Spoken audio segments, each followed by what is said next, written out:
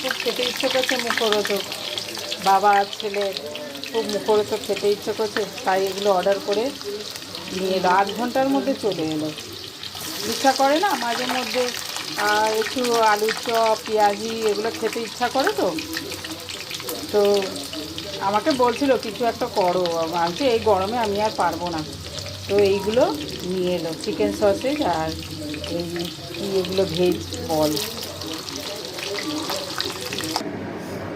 এই যে ভাজার পরে এগুলো দারুণ খেতে, দারুণ খেতে এগুলো, মানে কি বলবো, একদম মুখরোচক। খেতে ইচ্ছা করলে এগুলো মানে দারুণ দারুণ খেতে।